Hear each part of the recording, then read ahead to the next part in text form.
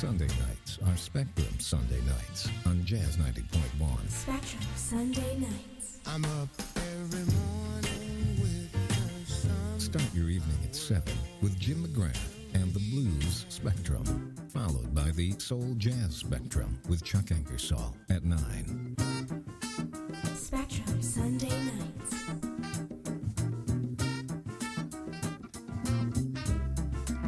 Then The Spectrum with Derek Lucas at 10.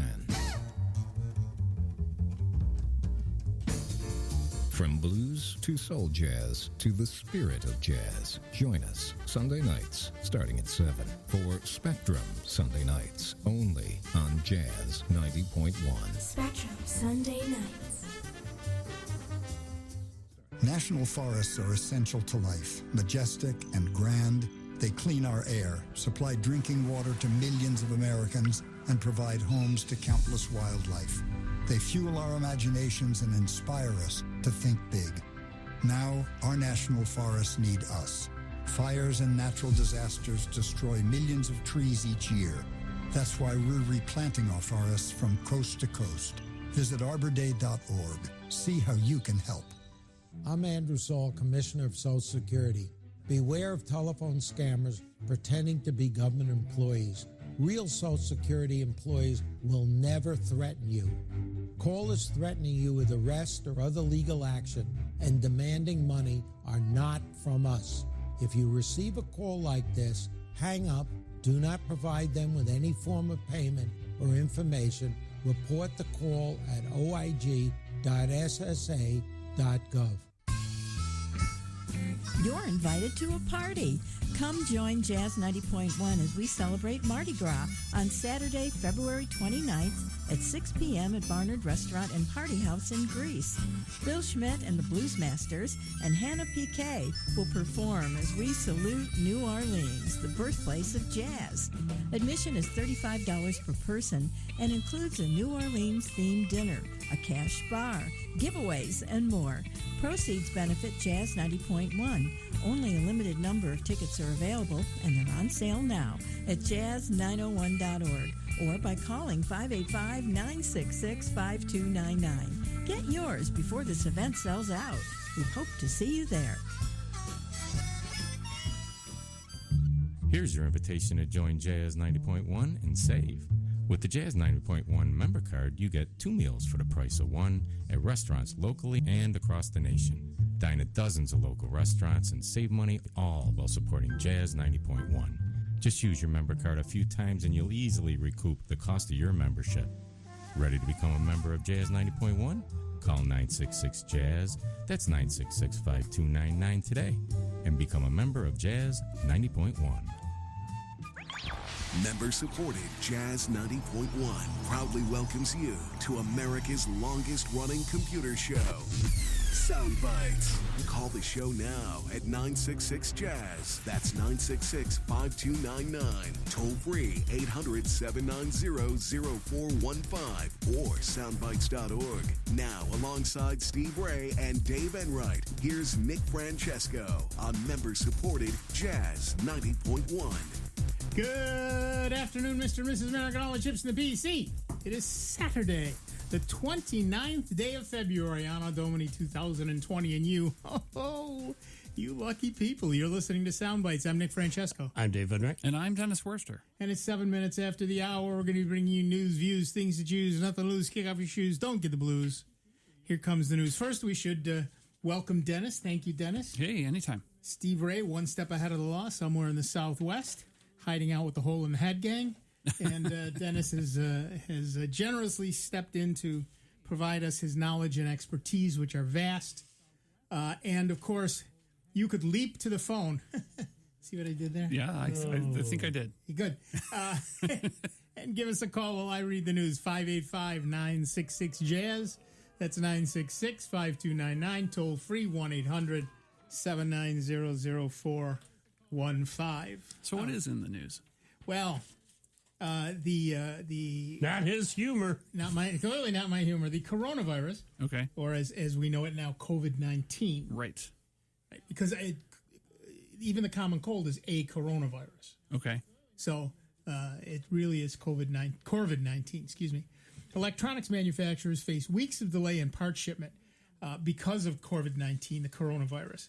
That could affect the availability of a number of tech products down the road. According to a survey released this week by electronics trade group IPC, roughly 65% of electronics makers have reported that suppliers told them that the COVID-19 outbreak would result in shipment delays. Most expect the delays to last 4 to 6 weeks. The IPC surveyed its members about COVID-19 last week and compiled the report based on 150 respondents. Those companies include suppliers, manufacturers, and sellers of products ranging from electronic lawnmowers or cars to smartphones or cable boxes. COVID-19 wreaked havoc on financial markets this week as fears mounted that the disease would become a pandemic. Some companies have warned investors that they could miss financial targets previously set for the quarter. The tech industry is especially vulnerable to issues in China because much of its supply chain and production is centered in that country.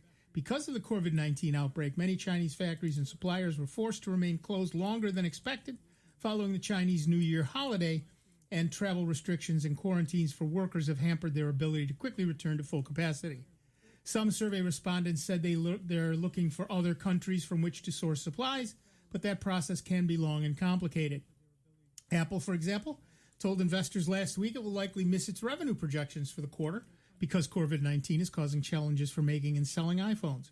Microsoft announced Wednesday that it also expects to fall short of its quarterly guidance for sales of Windows and Surface laptops because its supply chain is returning to normal at, quote, a slower pace than anticipated, unquote. Pretty much every component in every electronic device that you use is made in a country hit by COVID-19. It's hard to tell just how significantly the current delays will affect availability of finished tech products in the coming months. So our poll of the week at soundbytes.org, that is Bytes with a Y, Francis would like us to remind you, is electronics makers can't get parts. Your choices are, oh no, my monthly iPhone replacement. What will I do with my tax return now? This is just temporary, right? My 10-year-old Win 7 machine is just fine, thanks. Corvid, what now? And, of course, others. So far, we've got about 44 votes in the poll, and this is just temporary, right, is number one. Of course, if you selected other or if you have more to say, like there's anybody here who doesn't, listening to us who doesn't have more to say. Really. You can check us out at the forums at soundbytes.org. That's Bytes with a Y. Francis would like us to remind you. All you have to do is go there, scroll down on the right under Fascinating Stuff, and under that you'll see the forum. Second forum down is the poll discussion. Currently, at least, the current number one poll choices: electronics makers can't get parts, and only a couple people have said anything in there so far. But you can join us there, and of course, as I said earlier, you can give us a call 585-966-JAZZ. That's 966-5299. Toll free 1-800-790-0415. And we are seeing that shipments are starting to slow down. Right. Mm-hmm. Actual manufacturing is starting to slow down. Yeah, even before we started hearing about COVID-19, it was more about Intel and their production capabilities overseas. And I know that where I was working, those things were blocking some shipments and taking things that would typically take a week or two to come in to take 4 to 5 weeks instead. Yeah. So I think this is kind of compounding the challenge that lots of people are feeling.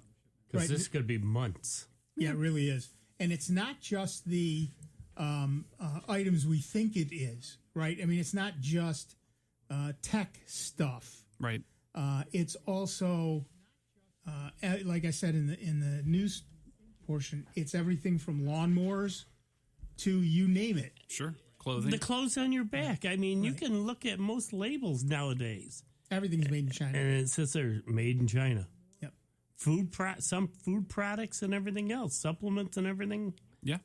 Yep. It's a very long and involved process to ramp up a system like this, and truly there are It's going to be a big challenge. Massive number, right? Massive we'll see number how of things that have to turns fall out. into place. Well, this is where hopefully a lot of places will learn a lesson to put all their eggs in one basket instead of having a second fallback resource to perhaps, be able to do it. It's just like oil. We don't get oil from all one country. There's multiple countries that we can buy and trade from to get oil from. Right. In general, diversification is kind of the name of the game. Yeah. And being dependent upon one supplier for anything is that's not good. But that's risky. But that's the whole trouble. Too many are so reliant now on parts because they're cheap. They're cheap. Right. That's the big thing. Yeah. So what? Matter of fact, I've heard a lot of folks say, well, I can get it so cheap over there. I can get it there for say $1 a piece versus if I go over here, I got to pay $2.50. You know what? It would have been great if you had that fallback because now don't cry and complain because your $1 items have now dried up. Right. And now the pricing is, $8. Well, and yes, and it's not just China. It's Korea, it's Vietnam, it's the Philippines. It's pretty much all over there. And any of those countries that you have manufacturing in, it has been hit. And one other thing I found interesting that I heard on the news and that was over there in China. A lot of people go around with the mask on anyways. Right. Yeah, it's part of the culture. There is such a shortage of masks now. Right. That they're starting to scalp and pay a premium price for these paper masks.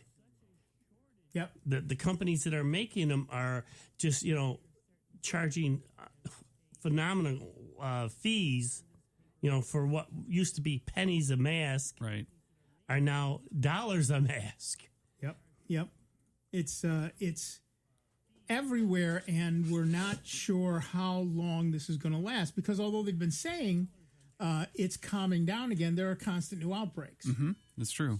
And people are getting reinfected who were cured. Oh. Or theoretically cured. Or not infected. Right. Sure. Well, I was reading a very good article about this, and I'll make sure to pass it on to you, about kind of the statistical analysis of what is your chance of exposure, and if you're exposed, what is your chance of infection? And it's really, you're talking fractions of a percent for both of those. Oh, here in America. Right now, yeah. Yeah. So it's going to be interesting, and I'll track that down. Yeah, thanks. But those numbers are very, very different in other countries. Yep. Well, I'll grab this, and sounds like we and we'll go may to the have a phone call here. Yes, we do. We have Doug from Rochester, New York on the line. What's up, Doug? Good morning. Back in January, like a billion other people, I upgraded from Windows 7 to 10 and pretty quickly noticed Windows was trying to destroy my hard disk, as Windows will do sometimes. Just running and running. You know the deal. Nah, it wouldn't do that.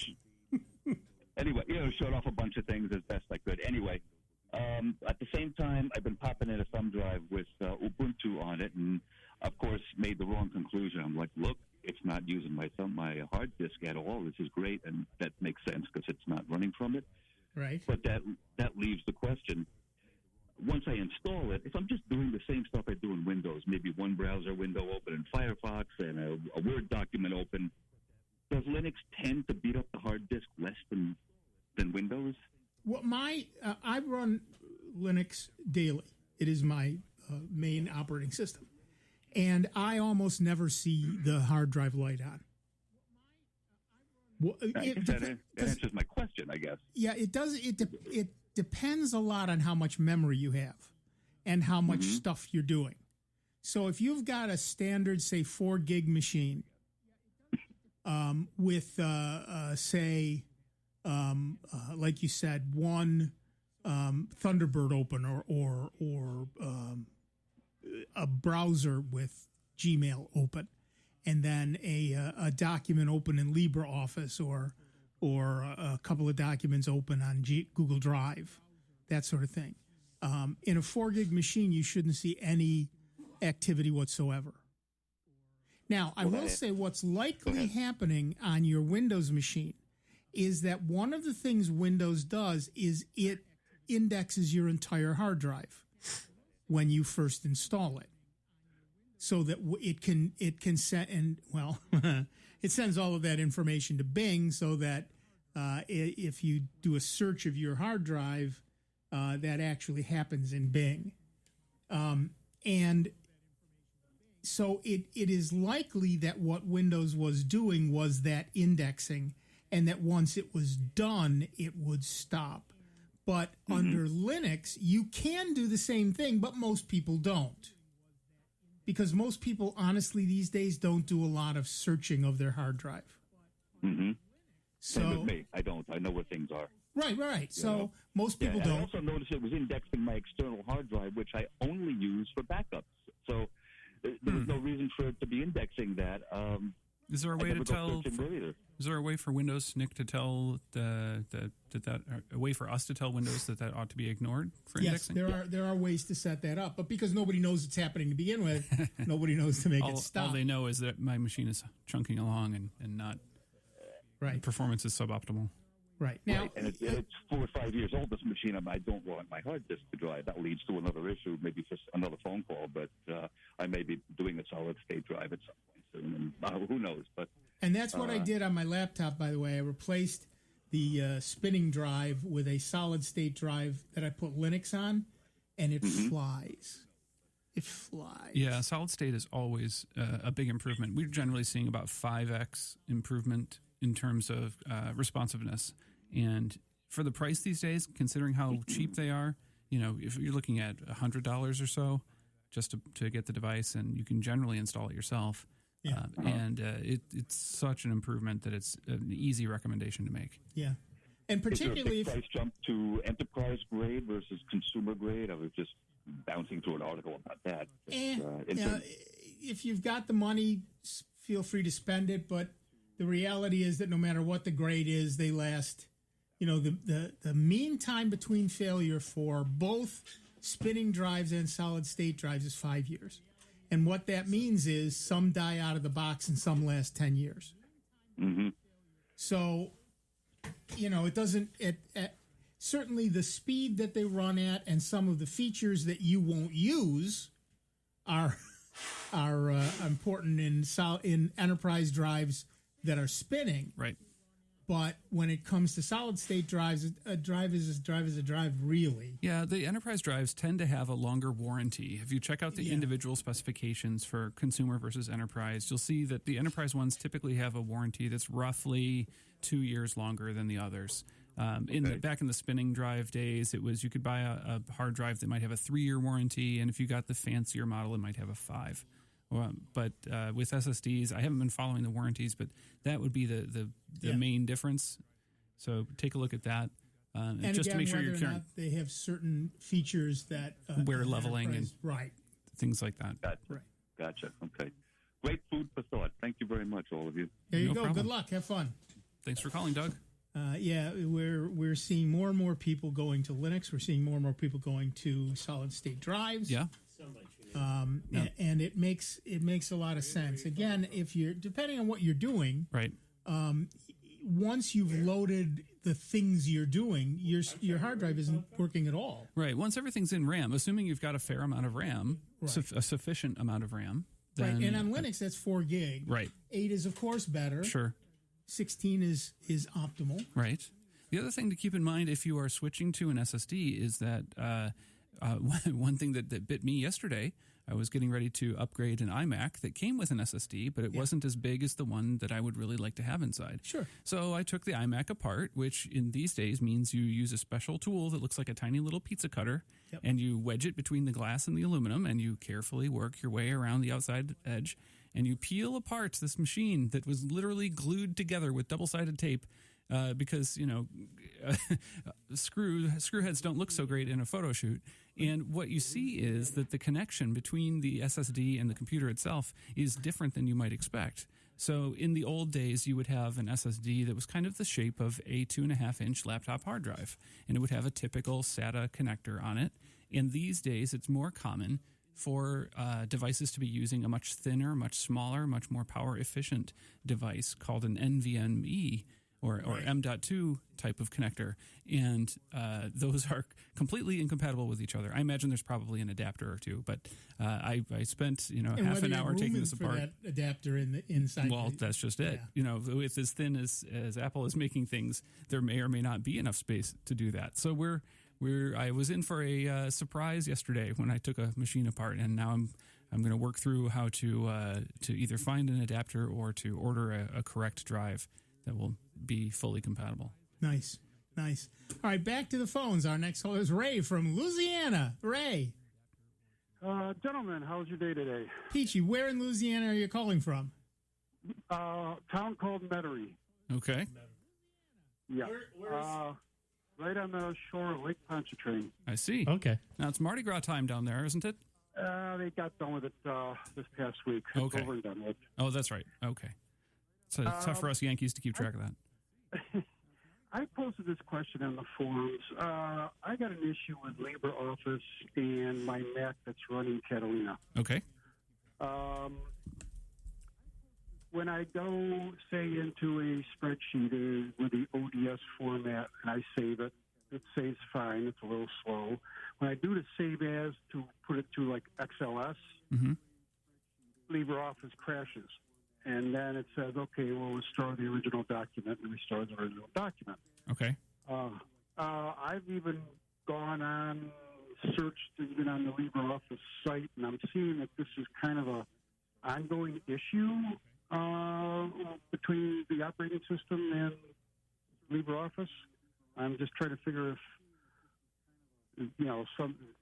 something is not compatible or what the problem might be. Remind me, did you say you were attempting to save it to Excel? Usually what I do is I have a form and it's in .ods, and right. I do a save as to do it in .xls. Okay. Or another format. So I then put all those things over to our Google Drive so that we have the ability to look at that stuff right. elsewhere. But it won't let me do that conversion process to the other format. The LibreOffice crashes. Now, I never had a problem.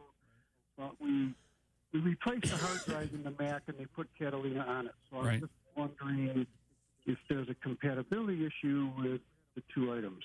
I haven't heard of one yet, and I can do some searching here while I'm talking with you. I'm also finding information that at least PC versions of Microsoft Excel are capable of opening that ODS file format natively. So it's possible that the conversion could happen at the recipient end and rather than at your end.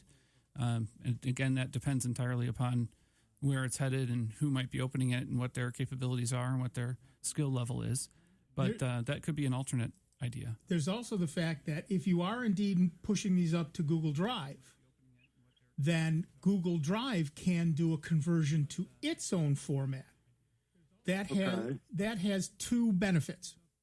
One is that the next person who downloads it can download it in any format they like. But also, if you save it in Google Docs format, or in this case, Google Sheets format, it doesn't count against your storage.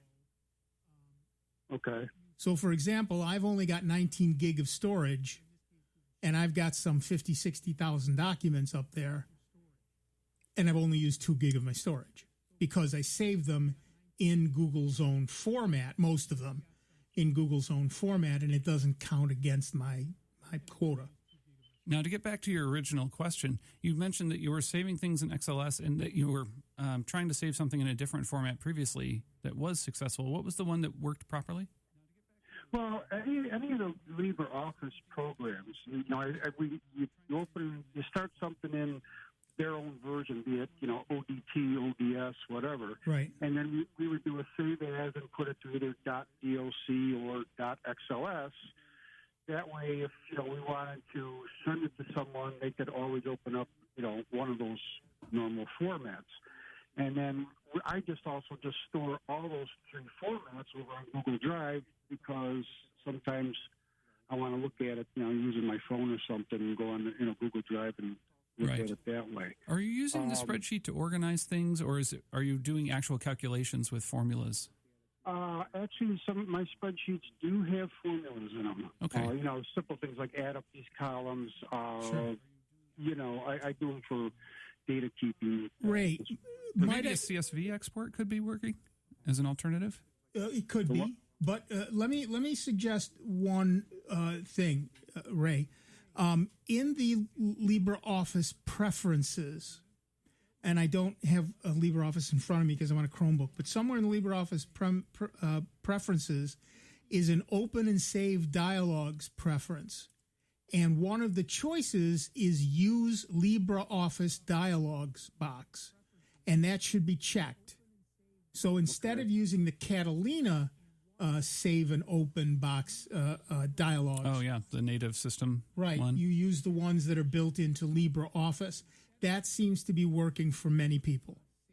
Okay, I can give that a try. I know I had to go through and give it full access. The whole program had full access. That was the first thing I learned after we got the machine back. But I just, we always never had a problem just doing the save as, and all of a sudden now I'm having the issue. So right, it seems to be specifically a Catalina issue. Yes. Okay. Well, good news. I'm running Catalina. That's what I've read. When I've done searches on Catalina LibreOffice, I'm seeing the same issue from other people. Yep. It's a Catalina issue. Try at least in changing that open save dialog box. See what happens. Okay. Thank you very much. All right. Thanks. I've got a Mac here running Catalina here in the studio, and I'll download a copy of LibreOffice and see what I can learn during the break. Nice. All right, is that the music I'm hearing? Oh, yeah. Faintly in the background? That's We're going to take a quick break. Back in just a couple of minutes with Dave Enright, Dennis Worcester, me, Nick Francesco, and you. It's 29 minutes after the hour. It's Soundbites right here on the Truly Great, and truly grateful to you that we're member-supported Jazz 90.1. Computer talk you can understand. More Soundbites is next on member-supported Jazz 90.1. Ready to become a member of Jazz 90.1? It's easy to do, and it feels so good. Just call 966-5299. That's 966-JAZZ. Or pledge securely online at jazz901.org. And remember to check if you work for a company that matches donations. This could double or even triple your pledge. Anytime is a good time to become a member of Jazz 90.1. Hello, this is evening host Mike Velasquez. Please join me every Monday night for Jazz Horizons at our new time, 8 p.m. to midnight, here at member-supported Jazz 90.1. Would you believe that someone could go in for cancer treatment and end up infected with hepatitis C? I'm Evelyn McKnight, and that's what happened to me, because a healthcare worker reused a syringe during my chemotherapy. This should never happen, but in fact, thousands of people have been exposed to serious infections because of unsafe injections. Don't let it happen to you. Learn what questions to ask your healthcare provider to protect your health or even save your life. To find out more, go to oneandonlycampaign.org. Do it today. The success of any business depends on its ability to offer value, a great quality product or service for the right price. Businesses themselves need to get value for the things they need as well. As an underwriter of Jazz 90.1, you can get the word out about your business, what you do, where you are, and how to reach you. Underwriting messages are straightforward, simple, and easy to remember. Underwriting at Jazz 90.1 is a great way to promote your business while supporting public jazz radio. For more information, call the Jazz 90.1 business office at 966-2660 today. After being diagnosed with Parkinson's disease and losing her job due to treatment, Liz received a housing voucher, but was denied housing when she tried to use it. It was shocking to me that people discriminated against you for the type of income you were utilizing to pay your rent. Do you use non-wage income such as disability benefits or Section 8 vouchers to pay for housing? A new law in New York State makes it illegal to be denied housing based on your source of income. If you suspect discrimination, visit endincomebiasny.com. Jazz 90.1 Swing and Blues Radio on the net hosts a show called At the Crossroads, an hour of the very best in blues. I'm your host, Brad Zwicker, and the program airs Thursdays at 6 p.m. Eastern Time, live streaming at jazz901.org. With classic cuts, 2-song spotlights on new releases, and lots of great music, ATC is all about the blues and nothing but. Thursdays at 6 p.m. Eastern Time at the Crossroads. Live streaming at Swing and Blues Radio at jazz901.org. Feeling stressed? Hug a prairie vole. This is Sandra Singlow with the Lowdown on Science. When you're upset, friends come to comfort you. Why? Because of oxytocin, aka the love hormone. It's linked to the warm, fuzzy feelings you get from a hug. But studying oxytocin and fuzzy feelings further in humans is problematic. Hundreds of subjects would be needed to obtain measurable results. Fortunately, prairie voles, as if they weren't already cute enough, well, these small mouse-like rodents also comfort their friends. Researchers at Emory University found that when these voles see a distressed vole, they start grooming it to make it feel better. Voles also show empathy by matching fear and anxiety responses of their stressed-out buddy. When the researchers chemically suppressed oxytocin in the voles did not provide any comfort to their suffering peers. This suggests that the mechanism for consoling behavior in prairie voles is similar to humans. So, if you're stressed, all you need is love from either a human or a prairie vole. Your choice. The Lowdown on Science is produced by LDOS Media Lab in partnership with the University of California Irvine Science Communication and 89.3 KPCC, and made possible with the generous support of the Fuse Family Foundation. On the web at LOHDOWNonscience.org. And now, a check of your Jazz 90.1 weather forecast. Lake effect snows will continue across Rochester, Western New York, and the Finger Lakes here for your Saturday. Another few inches of fresh fluff, likely especially north and east of Rochester and into Wayne County. There won't be nearly as much wind, though, here for your Saturday. The high and low 20s. We'll find patchy clouds and starlight tonight. The overnight low in the mid-teens. Clouds break for some partial sunshine on Sunday. Nothing more than a leftover flurry in the morning. Not as cold. The high temperature in the middle 30s. I'm meteorologist Josh Nichols for Jazz 90.1. And currently right now we got cloudy skies, 18 degrees out at the airport and 21 here at member-supported Jazz 90.1. Hi, this is Rankin Shaver of member-supported Jazz 90.1 for Smooth Grooves Wednesday evenings from 10 p.m. until 1 a.m. on member-supported Jazz 90.1. Welcome back, everybody. I'm Nick Francesco. I'm Dave Enright. And I'm Dennis Worster. And at 35 minutes after the hour, we are Sound Bytes. We had a text from a person who asked if China was, in fact, still closed for the Lunar New Year. Well, that was in January, and no. The problem is that many people go home, travel to their homes and for Lunar New Year, which means many of the factories were all shut down, but they were also, people were nowhere near them.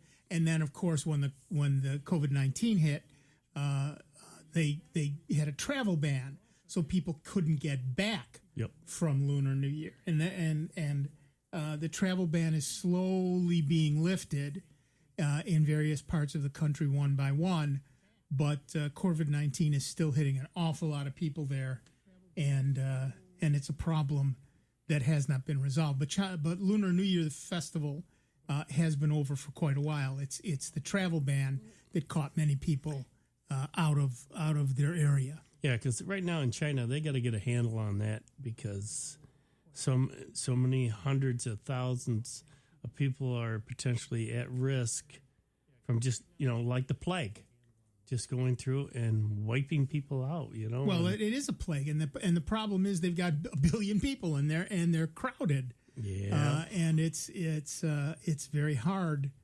to manage a plague that's as virulent as this one when people are that crowded. Anyway, back to the phones. Our next caller is Marie from Chi-Li, New York. Hi, Marie. What's up?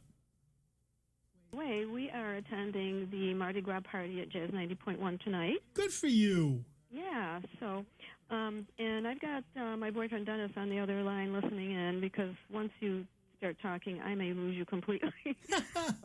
But I'll tell you what the problem is. It's with my laptop. I've got a laptop that's 8 or 9 years old, and Dennis, my boyfriend Dennis, downloaded Windows 10 for me a few weeks ago.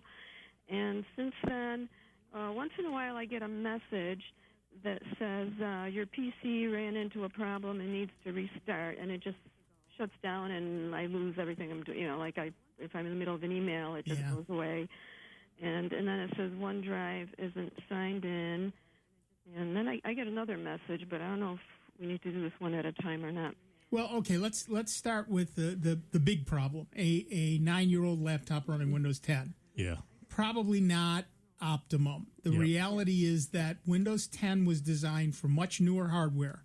Yeah. And it's going to be, at best, horribly slow. And if you've got less than 4 gigs of RAM, then it is likely to have issues. And in fact, very much the issue that you stated, that it ran into a problem, needs to restart.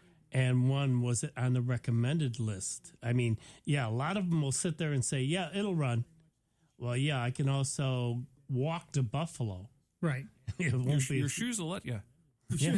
They're compatible with that. But, it's, again, you said, like Nick said, the key word, it's 9 years old. And, it's running it, but you're going to probably have more headaches. Basically, what do you do with the machine? Let's go back to that way. Mostly emails, and then once in a while I'll just look things up. I'll Google stuff, and that's pretty much about. I have files, various things I've saved on files, and we have Norton for backup, so we use that. Well, you definitely want to make sure that this machine is backed up constantly, because that's a problem. One word I would say? Yes. Yeah. Chromebook. Yeah, take a look at if you honestly you don't play games and all of that stuff, then you don't need to spend a lot of money on a computer. A Chromebook will certainly do email, and it will certainly do documents, and you can save them all in Google's Drive and never worry about a machine dying again. But the simple reality is that Windows 10 on a 9-year-old laptop is a problem. And she'd have one advantage. What's that? Doesn't get viruses. Doesn't get viruses. The Chromebook doesn't. Right. Excuse me. When Marie got this laptop, it had already had Windows 10. No. No, I had Windows 7. No, at 9 years old, it did not have Windows 10. There's it's not possible. Yeah, he didn't. Yeah, he remembered it wrong. It's okay. Windows 10 actually automatically downloaded into it at one point. Yeah. They kept sending me notices. After I had the laptop for a while, they kept sending me notices saying to get Windows 10, and I didn't. And then they automatically downloaded at one point. But at that time, I was so busy, I couldn't deal with anything. I just got rid of it. I got rid of it, and I kept Windows 7 for a long time. But then we did put in the Windows 10 just a few weeks ago. Right. It's an issue that Microsoft has been dealing with. First, Windows 7 is so obsolete and so buggy that Microsoft wants everybody off of 7 for their own reputation. The problem is a 9-year-old laptop cannot run 10 efficiently. Or well. So there's nothing that I could do for the time being to not really. The only other thing that you could do, but you're running into very iffy grounds. Returns, take it back to Windows 7. Have it uninstall the Windows 10 update and go back, revert back to the original Windows 7 until you can pick out a better machine, because one, you're, like Nick said, you can't do Windows 10 on that machine. So for like $300, you can get a nice new machine. Mm-hmm. It'll do everything that you want. Doesn't get spyware, doesn't get malware, doesn't get viruses. And, oh, by the way, you don't have to pay for an operating system. He's talking about a Chromebook. Yeah, Chromebook. But whatever you do, whichever way you decide to go, Windows 10 on that laptop is probably contraindicated, as we say. So what is the risk, though, of going back to Windows 7? Isn't there? Because that's why we went to 10, because I thought that there was a big risk with malware and viruses. Yes, there is. Windows 7 is buggy and not receiving security updates. And not receiving many security updates anymore, so that's another issue. But the reality is that a 9-year-old laptop isn't going to run 10 well either. Mm-hmm. Yeah. So it really is time to look at I would say good news. You got you got 10 years out of that laptop, and that's a wonderful achievement. Right. And we can celebrate that achievement at the store when we buy that Chromebook as a celebratory response. But yeah, I'm sorry. The reality is that 9-year-old laptop is pretty much done. So, okay, is a Chromebook, is that like a laptop? Is that like a small laptop? It's any size laptop. They make 15 inches and 14 and 13 and 12 and 11. They come in many sizes and flavors, but I would say head down to your favorite local establishment and check them out. I know the big box stores generally have them. Right. I would say take a chance and find one, and that's a demo model there, and bash on the keyboard there and make sure it feels the way you'd like it to feel, and make sure that the screen is the size that works best for you. And take it for a spin. Launch a web browser in there and make sure that you can visit all the sites that you want to visit. The people there would be more than happy to help you understand which one would be best for you. So one other question about putting, with the Windows 10 issue. My messages that I'm getting, could that possibly have had to do with the, because I have Microsoft Word 10 on it, and I know that it's possible to update the Word programs, right? Right. Like somebody I know got Office Suite Word for $30 at Best Buy. So could that be possibly having to do with that? Nope. The message you got, PC ran into problems and needs to restart, is a Windows message. Okay. In fact, putting a newer version of Office on that machine will just exacerbate the problem. Oh, that, okay. Yep. Yeah, just make it worse. Because it adds additional drivers and elements to it that, are, again, not going to be compatible. Windows 10 and Office, the newest Office, are designed for more powerful, faster machines with more RAM. And running them on an older machine is not impossible, just not optimal. Asking for more issues. Won't do that then. Right. Yeah. All right. Okay, Dennis, is there anything you wanted to say or ask about that? Okay. Okay, excellent. Right. Thank you very much. Thank you both. Bye-bye. Okay, bye-bye. Yeah, the fact is, now you could take a 9-year-old laptop and put Linux on it, right, and it'll continue to run. But the other problem you're running into is hardware roulette. You're running 9-year-old hardware. The fact that it might not boot up tomorrow is a very real possibility. I tell people, don't use any computer that's older than your car. Yeah. Well, in my case, that would not be older than my car, but that's a separate issue. But that's a different thing. People that are comfortable keeping their older car running and understand that, hey, there might be a squeak here and a rattle there, but they understand that's part of what's going on. Right. That's just fine. And if they are interested in having a computing experience that's probably about as budget friendly as you're going to get, and you're interested in keeping that rolling as long as you can definitely do that. But if you're the kind of person who leases a new car every other year, or every third year, then your or if you're the kind of person who just wants to turn their machine on and have it work every day. Sure. Yep. If you have different levels of standards and frustration and expertise threshold. That's right. I don't expect to drill my own teeth. I don't expect my dentist to fix my computer. So right. Everybody has a different issue. All right, back to the phones. Our next caller is Bob from Henrietta, New York. What's up, Bob? Oh, good afternoon. Hello. You're probably aware Firefox is using encrypted DNS nowadays. Right. They just pushed that update, and the DNS provider is Cloudflare. I know they've got they're known for doing like cache services for websites and so forth. But have you heard anything nasty about their reputation? My wonder is, rather than allowing just anybody to watch what your DNS to spy on you is Firefox just, okay, we want to let these guys spy on you? Right. Well, let me back up a step for everybody else. DNS over HTTPS, or DOH as they're calling it. Right now, when you use a web browser, we all know about HTTPS. Sure. Meaning a secure connection. An encrypted connection so that nobody can sniff it in between when you asked for it and when they provided it. Right. However, before it takes you to the website, it does a DNS query, a domain name services query.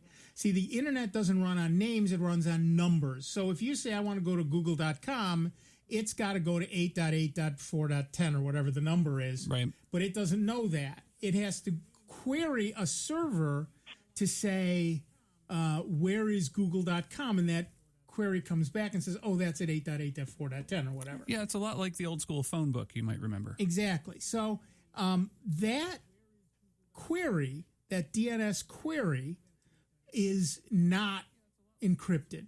Right. Imagine somebody could look over your shoulder while you're going to the white pages to look up a phone number of somebody you want to call. Exactly. They don't overhear the phone call, but they know who you called. They know who you were interested in trying to find. Right. And so one of the things that Firefox is saying is, well, we can provide one more level of security, which is to also encrypt that DNS query. Right. So that people don't even know where you're asking to go. And that's what the Firefox over DNS query is. Now, I honestly haven't paid much attention to the company who's providing their DOH.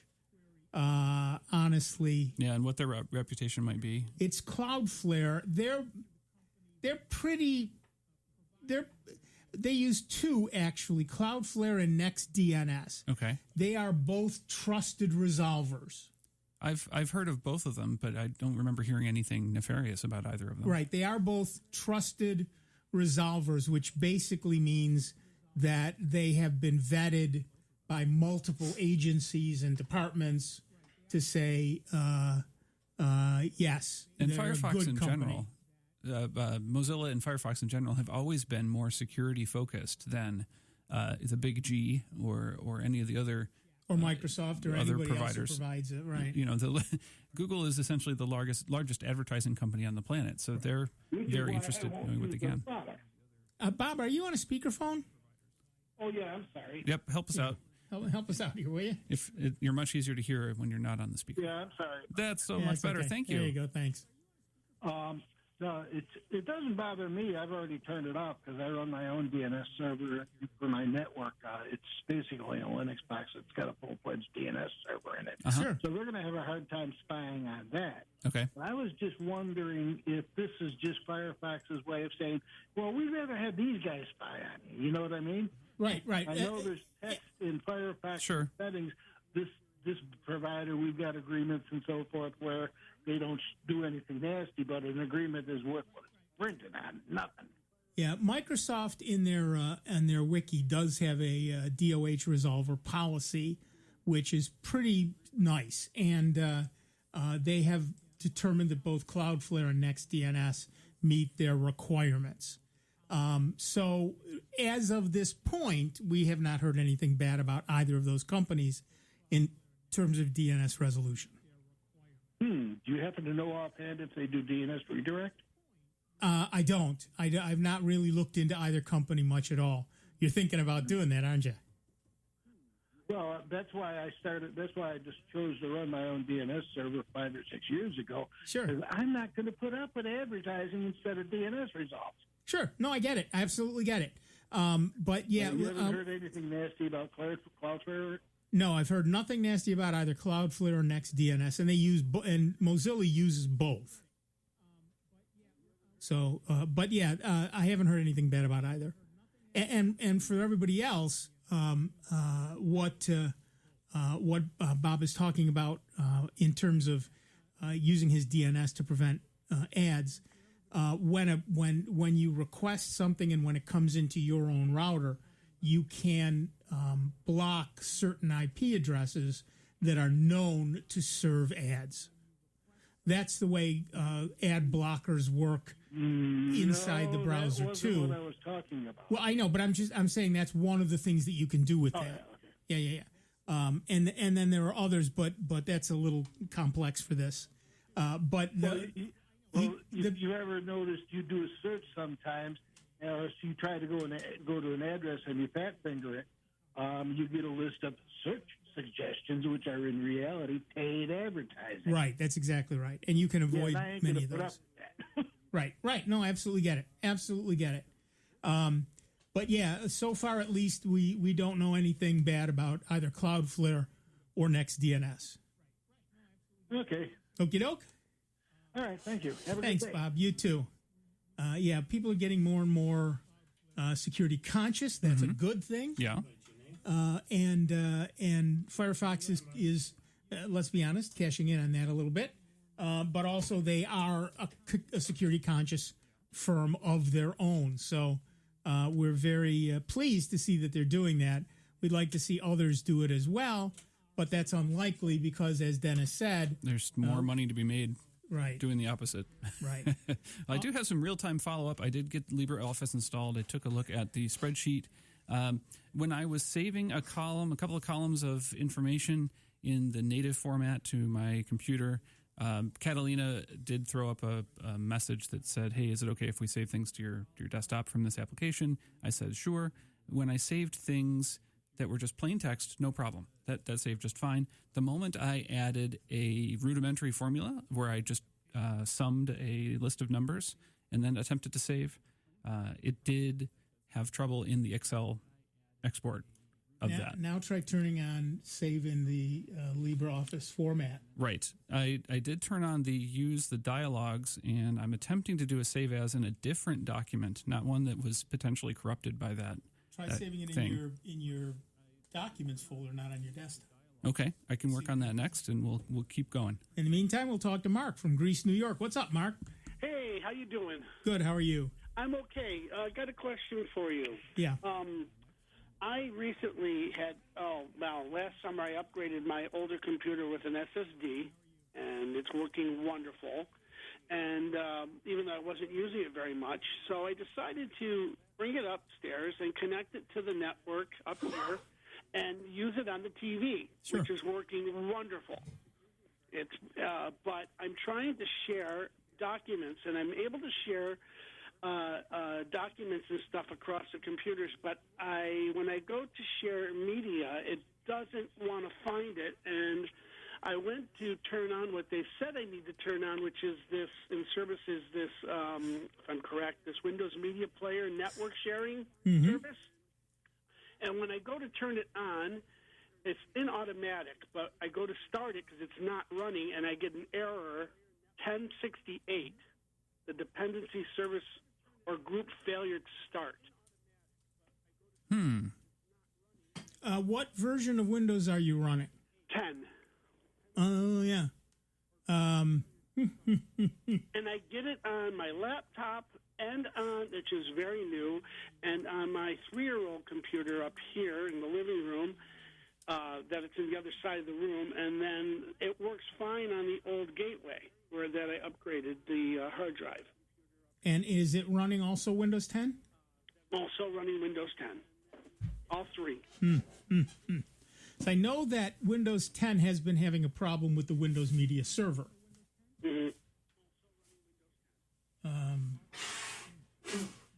But I haven't specifically heard that. The error 1068 is actually the Hamachi tunneling engine, but I can put up some things that might help.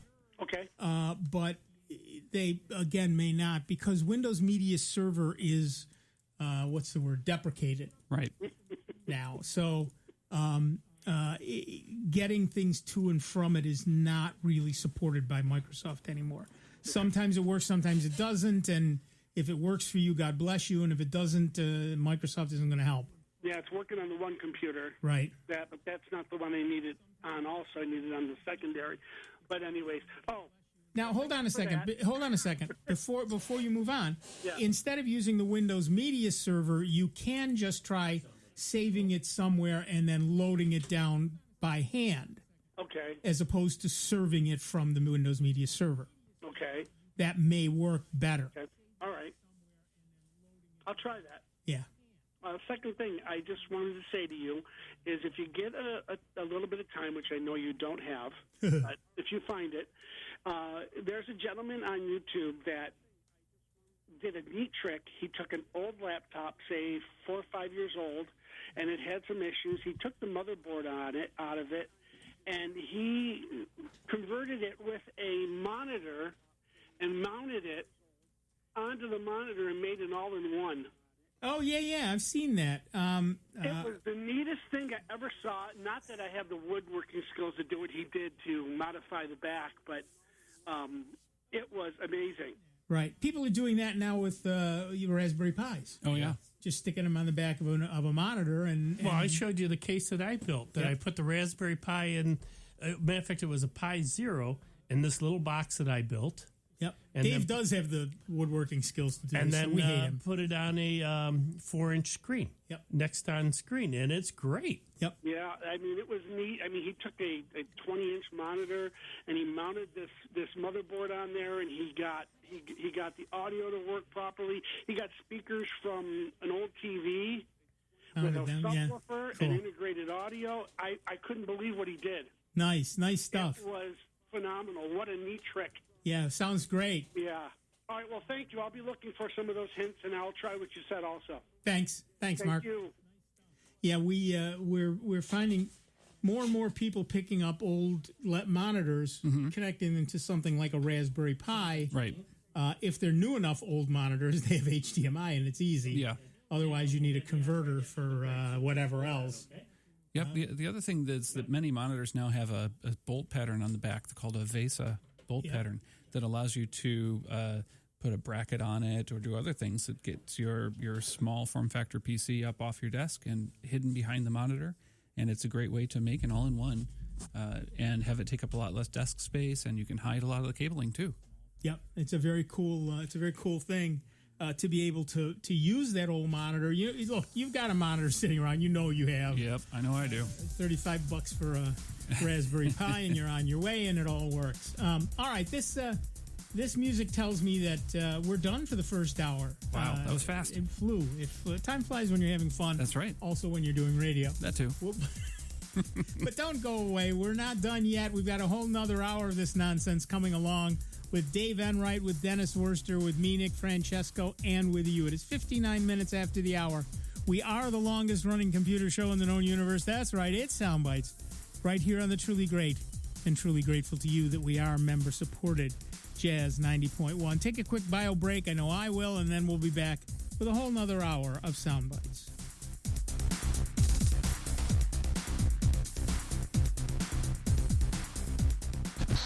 Online 24 hours a day, 7 days a week at soundbites.org. More with Nick Francesco, Dave Enright, and Steve Ray next on member-supported Jazz 90.1.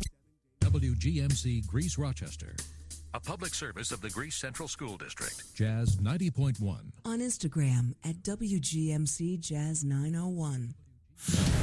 Voters are heading to the polls today in South Carolina. Correspondent Christina Alessi reports the primary is a must-win for former Vice President Joe Biden. It's a critical state because he's made it a critical state. He's made a promise that he's going to win in South Carolina. And even before the first vote in this contest was cast, Joe Biden was out there saying that South Carolina is his firewall. The U.S. and the Taliban have signed a peace agreement today aimed at ending 18 years of war in Afghanistan. Correspondent Nick Robertson. The idea that all that fighting could be on the verge of coming to an end, that concept, the feeling here is that is a possibility and that is in the air. However, everyone you talk to here readily admits the many difficulties that remain.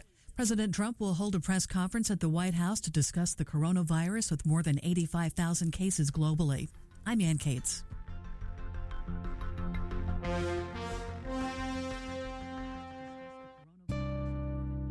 Here's another I Love New York travel tip. New York has a proud history of leadership when it comes to advancing civil rights. In the mid-19th century, the women's rights movement was born here.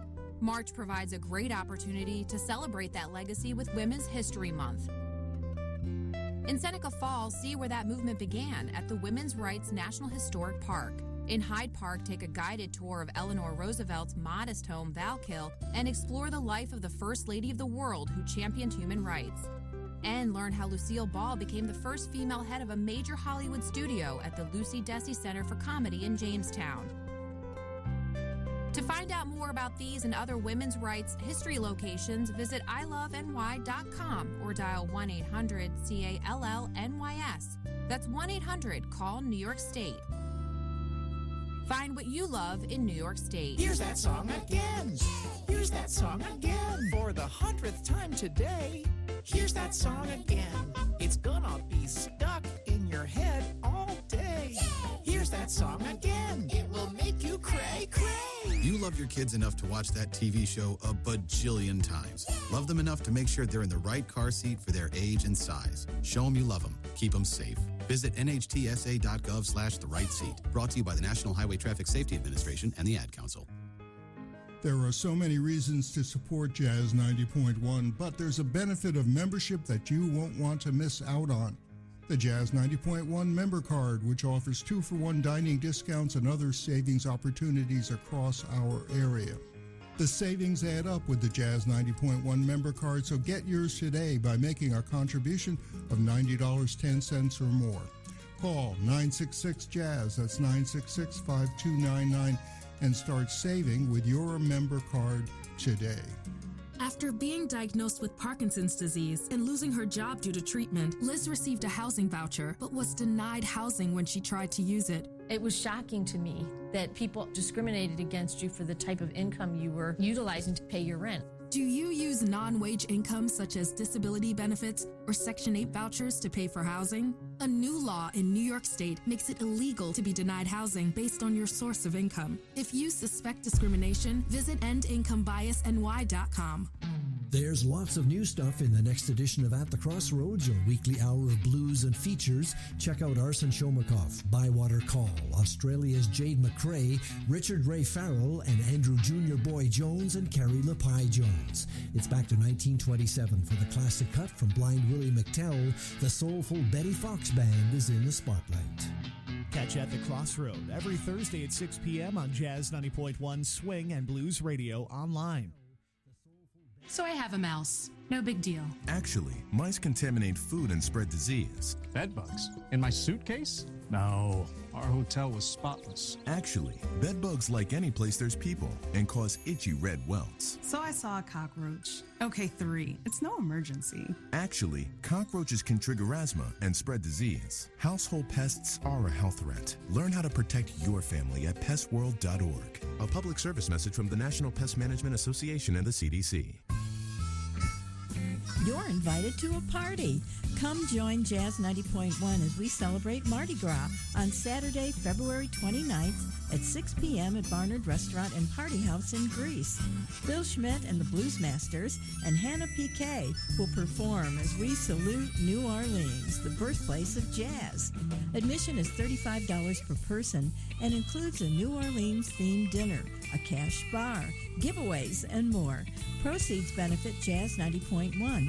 Only a limited number of tickets are available, and they're on sale now at jazz901.org or by calling 585-966-5299. Get yours before this event sells out.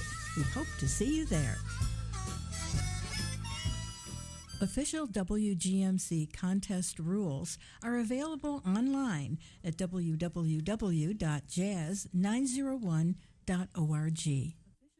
Welcome back to America's longest-running computer show, Sound Bytes, on member-supported Jazz 90.1. Get online now. Call 966-JAZZ. That's 966-5299. Toll-free 800-790-0415. Or submit your question by email at soundbytes.org. Once again, here's Nick Francesco, Dave Enright, and Steve Ray on member-supported Jazz 90.1. Welcome back, everybody. I'm Nick Francesco. I'm Dave Enright. And I'm still Dennis Worster. Still? Yeah. Unbelievable. It's working out good for me, though. Well, it's working out good for us, I'll tell you that right now. It is 6 minutes after the hour. You're listening to Sound Bytes. Well, I wanted to say something about the Mardi Gras party. Oh, yeah. Is that coming up? That is coming up tonight. As a matter of fact. Our second, one of our callers talked about, Marie talked about going to that party tonight. Yep. We should remind everybody that it is the Mardi Gras party. There are still tickets available at the door. Okay. It starts at 6 o'clock. Get there early because those tickets may go. Now, where is it happening? It's happening at Greece Athena High School. Oh, okay. 360 Maiden. No, excuse me. It is not. It is not. No? No, we are. Let me ask one more time.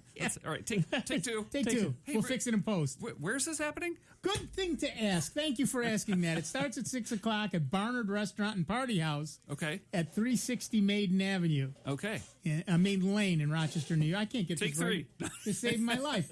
Barnard Restaurant and Party House at 360 Maiden Lane. Have you been partying already? Oh, man, I should show you the beads. I should show you how I got the beads. Hang on. Yeah. You're gonna get let's all right, go so there. that's coming tonight. It's coming tonight. At the It's Party House. You get the dinner, you get the cash bar, you get the costume contest, raffles, the live blues concert. 21 plus only. Okay. Because there is a bar, and it's only $35 a person, and proceeds, of course, go to our station, which we like. So And tickets at the door, you said. tickets are at the door. All you have to do is show up with your money, and bang, you're in the best party of the week. All right. Saturday night party. Tonight's the night. Okay. Be there or be square, baby. I'll see you there. You'll see us there.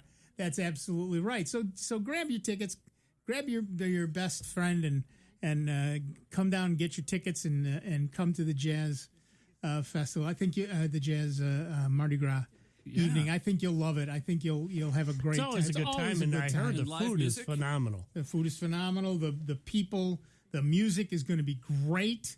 It's ridiculous that some people, but it's a full Mardi Gras night with blues and everything. So Wow. you will love it. You will have a great time. So come on down, Bob, in Metairie, Louisiana. You should fly up. You should fly up. A little authentic Louisiana here in our Mardi Gras. And, Now, is this BYOB? Bring your own beads. Yeah, bring your own beads. I believe that.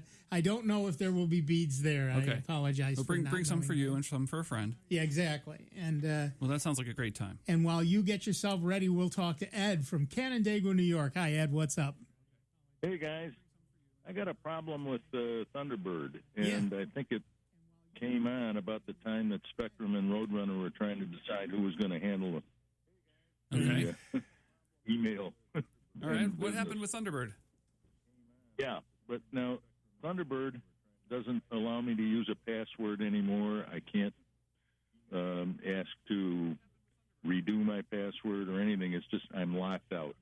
The question I have is, I can do without Thunderbird, but my whole address book is in there and I can't get at it.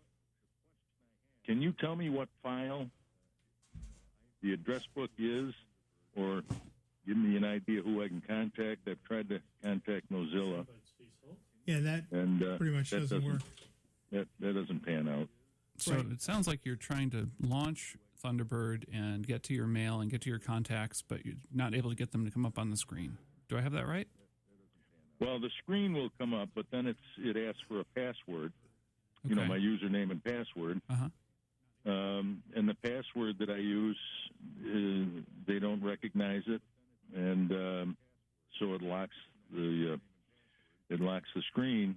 Okay. So is it asking for the? So I'm done. One. If we might pause just for a minute, the username and password it's asking for, is it the username for the computer or is it the username for your email account? No, it's actually the email account. Okay.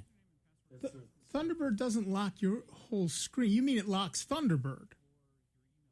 Yeah. Or it locks your whole computer up? Yeah.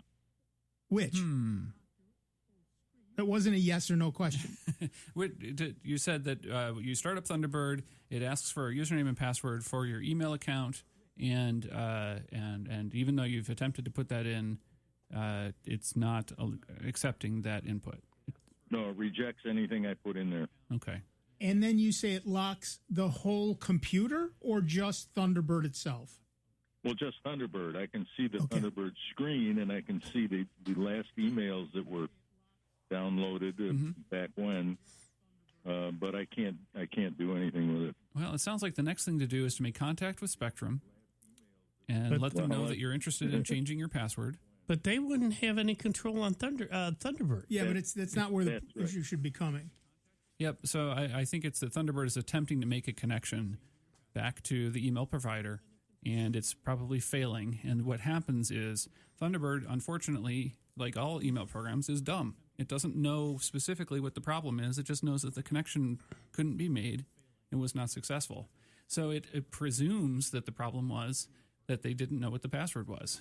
With the check the settings on the SMTP and the. There's a couple of things we can do here. First, are you on Windows 10 or Windows 7? 8.1. Okay. Okay. This is a situation that a call to Spectrum is probably going to be your best bet, and let them know what you're seeing. Right. Your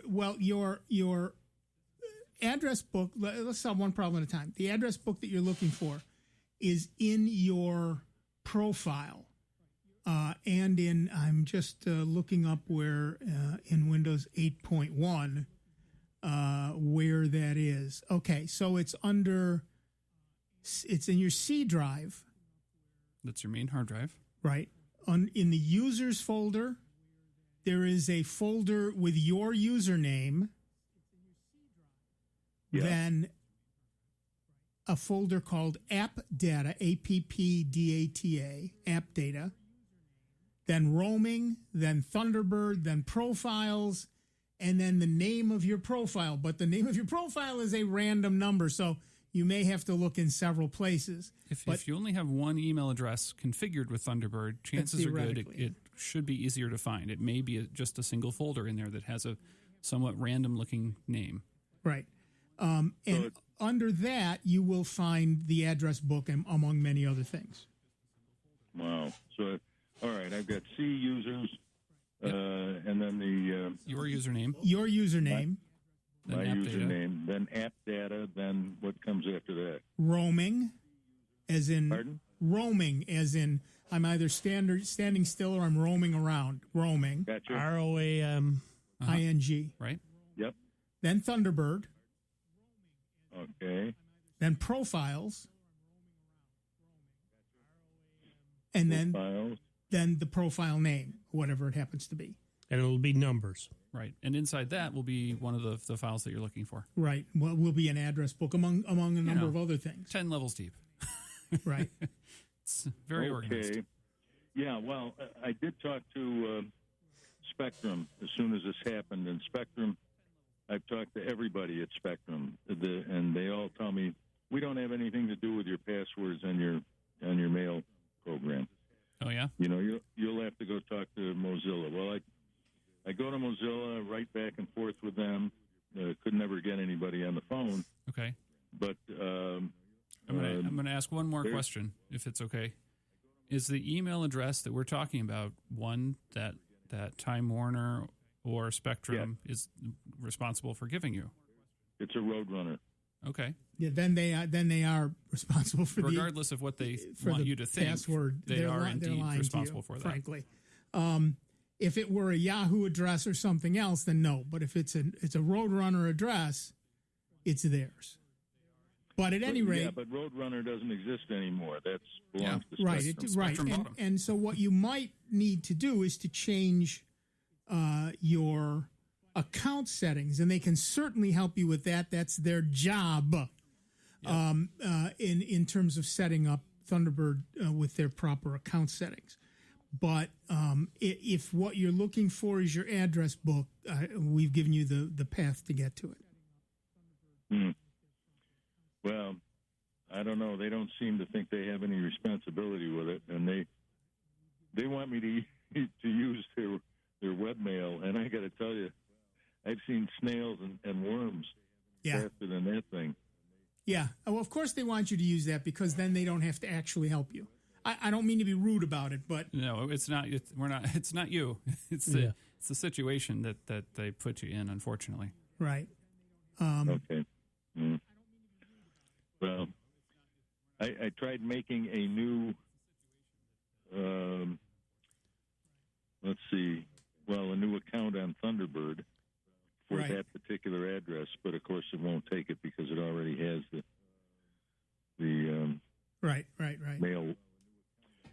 So I guess if you can do that, then you could also, before you put in a password, when it first comes up, get out of that, and where you would have created a new identity Instead, go to Tools, then Options, then Security, then the Password tab, and from there you can go to the Saved Passwords and delete your password, and it will ask you for it again when you come up. And they should at least, Time Warner should at least be able to help you with resetting your password before you do that, and that may solve your whole problem. Well, all right. So that's Tools, Options, Security, then Passwords. There's a tab for passwords under Security, and then there's a button for Saved Passwords. And then you take the account.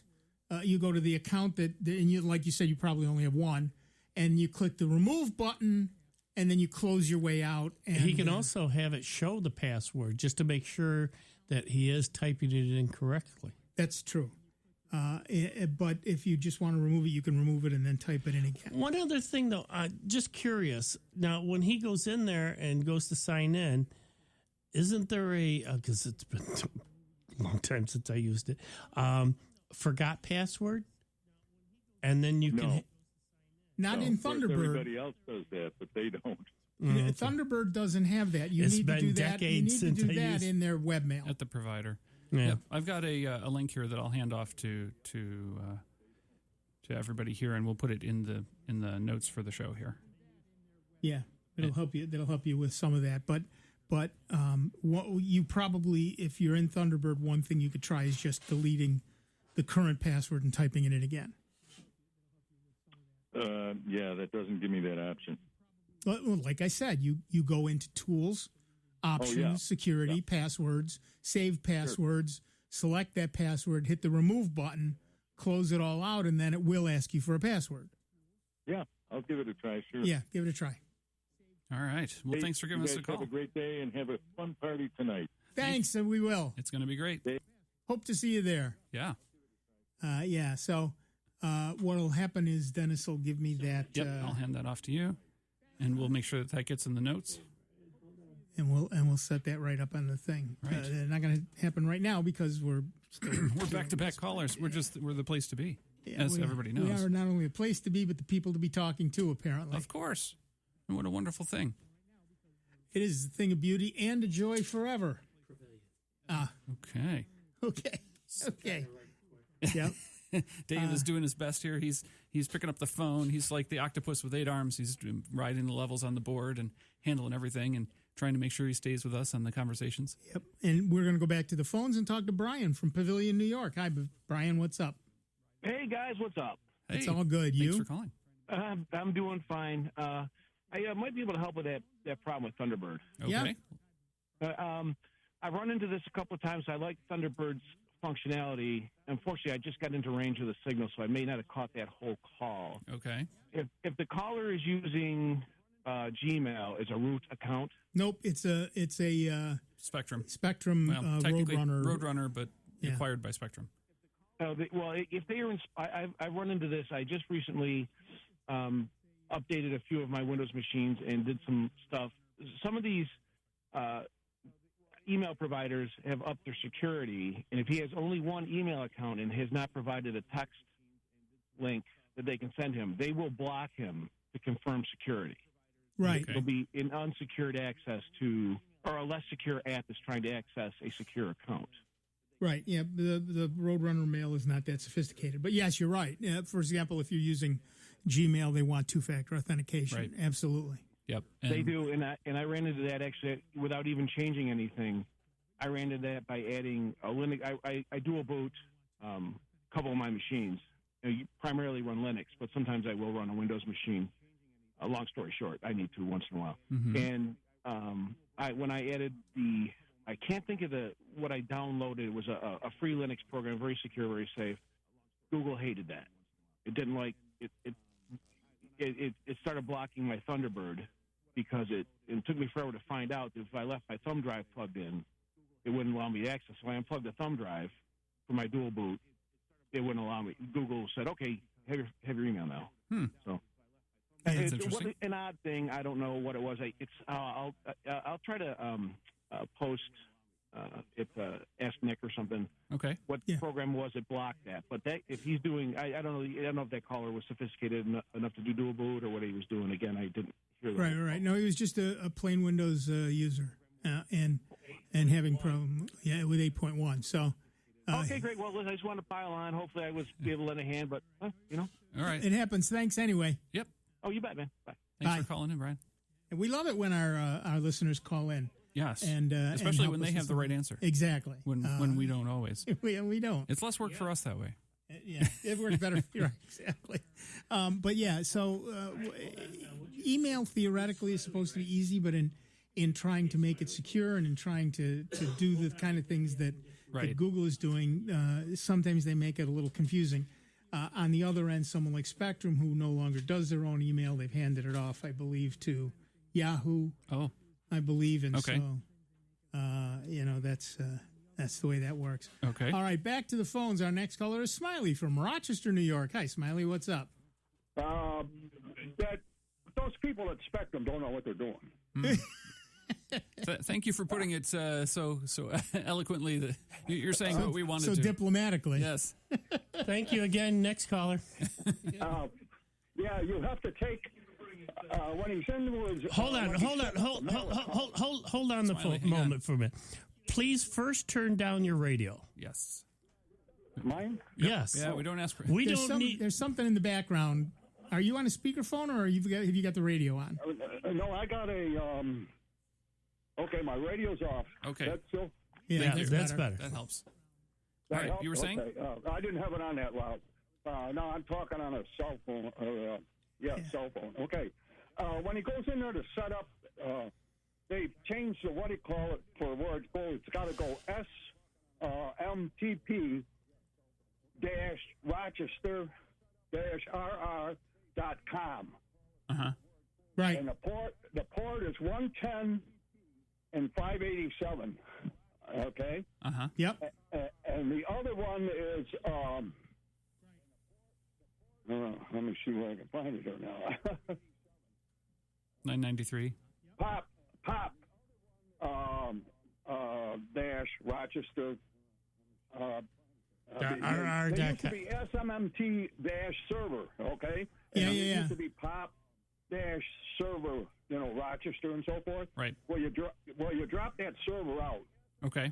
Okay, and it's just straight pop Rochester and so forth, and then also the ports are 110 and 587. Okay. Yeah, you can also do mail.twc.com as well. That don't work. I tried that. They told me that once before too, and that didn't work. All right, it's still perfect. on their page. But... All right, we'll set that. Yeah, it is on their page, but okay, doesn't matter. We'll figure it out. All right. Thank you. Thanks for letting us know. Have a good day. You too. Bye-bye. Yeah, the issue is they've been changing it several times. Nobody wants to do email anymore. No, it's too much hassle. Yeah. There's too many ways it's been compromised, and you can't really tell. You can't prove that it's you sending the message without a lot of work, and you can't prove that it was sent by the people who say it was without a lot of work, and everything in between. Plus, 90% of the messages you're getting are not related to anybody you wanted to hear from in the first place. Right, exactly right. So it's kind of a lose-lose. Exactly right. All right, back to the phones. Our next caller is Tom from Brighton, New York. What's up, Tom? Tom? All right, if you've got we can't hear you. I don't know if you can hear us. If there's a mute on your phone, make sure you turn that off. Tom? All right, Dave is trying to figure out the phone system. All right. We're going to do take two on this. He's only been doing this about 25,000 years. So, wow. Are you there, Tom? All right. Hello, Tom. Tom? Ground control. No, Tom. To Major Tom. No? We have no Tom. All right, Tom, if you can hear us, call back. Yeah, sorry, Tom. Please hang up and call back. I don't know what happened here. But yeah, email's tough. It's not any place where anybody's making any real money by providing it, but everybody feels like they got to have it.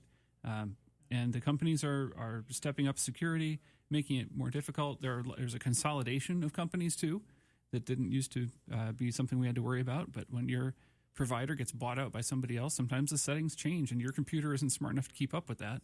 And there's no automatic protocol to automatically update your computer to deal with it either. So there's some manual intervention that happens, and people have to call in to support often to deal with that. And with the amount of support calls that come in, that's a job that has a lot of turnover in it too. So the training can be not always as great as people would like it to be. Yep. I don't know what happened there. Don't worry. I don't know what happened to him. Tom, I'm sure, wants to talk to us. I'm confident he will hang up. He will dial back. He'll say, nope, what I want to ask is too important. Too important. He can't wait. He can't. Well, he's got to do this and then get ready to go to the party tonight. So because the party's happening. So the we got to Mardi get this Gras out of the party. way. Barnard Party House. That's right. It's going to be amazing. It's going to be great. Live music. Blues, not just music. That's right. It's going to be straight Louisiana blues. Cool. Very cool. And we're... tickets at the door for that, right? Tickets at the door. Tickets are available at the door. Doors open at 6 o'clock. $35 per person. Cheap at half the price. Right. And there's food and a cash bar. And a buffet is there. I mean, it's going to be a whole evening. Wow. Do we have Tom back? All right. Tom, are you there? Tom? Still nothing, huh? All right. Tom? Lou? Well, this is the quality radio people have come to expect from us. Look, we've said this is why we hold drives. This is it. They're going to hold This their is back why our we pay hold this week. pledge drives. This system was never originally designed for... All right, let's switch gears. Passwords. Passwords. Everybody I talk to says there are too many passwords. I can't keep track of them. Yep. I end up using the same one in many places, which they know is bad, but they do it anyway. Yep. And they want to do something better with their passwords. They want to know that they've got a different password for each place, but they don't know what to do. Oh, I hear okay.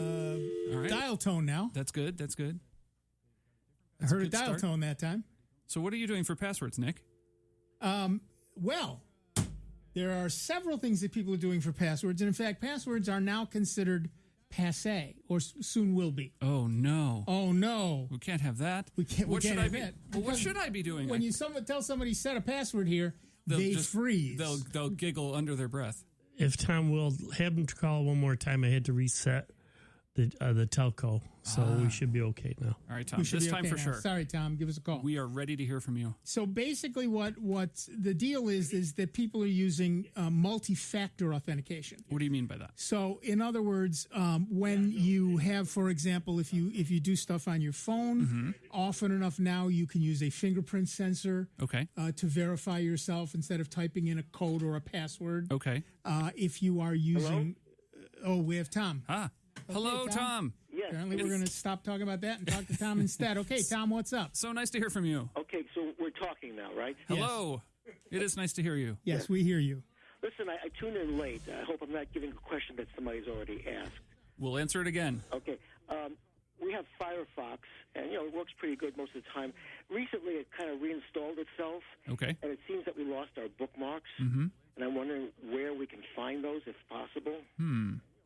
Reinstalled itself. I know there was a new version of Firefox that came out recently. Did Firefox update itself? It probably did, but I didn't think the bookmarks would be lost upon the update. Yeah. No, typically they the shouldn't updates be. are fairly straightforward, and generally they enhance security and performance and are generally not something you have to worry about too much.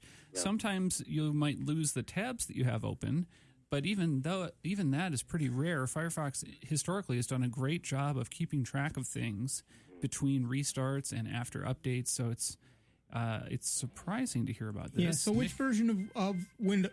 Excuse me. Which version of Windows are you running? Windows 10. Okay. Windows 10. Okay, hold on. We're going to take a quick break. We'll be back in. Don't hang up, Tom. Don't hang up, for heaven's sake. Whatever we do, now that we got you, don't hang up. Either, please. Back in just a couple of minutes with Dave Enright, Dennis Worster, Tom from Brighton, me, Nick Francesco, and you. It's 31 minutes after the hour. It's Soundbites. It's member-supported Jazz 90.1. Before you call into our show, please make note of the following rules. 1, turn your radio down. 2, turn your radio down lower. 3, remember, nobody has invented a good-sounding speakerphone yet. Don't use them. 4, make sure you have a point. It makes for a more interesting show. 5, Calling does not guarantee you'll get on the air. No whining. 6, if you do get on the air, please do not tell the host what you just told the screener. We don't care. And 7, is that radio turned down yet? We hope this will make for a more enjoyable program, and we thank you for your time. It's America's longest-running computer show. Back to more sound bites with Nick, Dave, and Steve. Next on member-supported Jazz 90.1. The Gras Central School District is presenting a series of parent roundtables open to Gras parents from pre-K to 12th grade. These free sessions will connect families, schools, and community as partners to advance the education of every child through parent engagement. The parent roundtables take place this year, each month on Wednesdays at 6 p.m. at the Gras Odyssey Cafeteria. The next roundtable takes place March 4th and will discuss drugs and vaping. For more information, visit greasecsd.org. Jazz 90.1, streaming online worldwide at jazz901.org. Here's that song again. Here's that song again. For the 100th time today. Here's that song again. It's gonna be stuck in your head all day. Here's that song again. It will make you cray, cray. You love your kids enough to watch that TV show a bajillion times. Love them enough to make sure they're in the right car seat for their age and size. Show them you love them. Keep them safe. Visit nhtsa.gov/the-right-seat. Brought to you by the National Highway Traffic Safety Administration and the Ad Council. I'm Andrew Saul, Commissioner of Social Security. Beware of telephone scammers pretending to be government employees. Real Social Security employees will never threaten you. Callers threatening you with arrest or other legal action and demanding money are not from us. If you receive a call like this, hang up, do not provide them with any form of payment or information. Report the call at oig.ssa.gov. Many medicines used to treat colds and flu contain acetaminophen, a pain reliever and fever reducer found in hundreds of over-the-counter and prescription medicines. But taking too much or more than one medication containing acetaminophen per day can damage your liver. So always read the label and don't take acetaminophen if you drink 3 or more alcoholic drinks every day. To learn more, visit fda.gov/OTC pain info. A message from the U.S. Department of Health and Human Services Food and Drug Administration. Hi, I'm Dr. Anita Chandra with today's tip for kids from the American Academy of Pediatrics. Bedtime is a special time of day, a moment to connect with your child before going to sleep.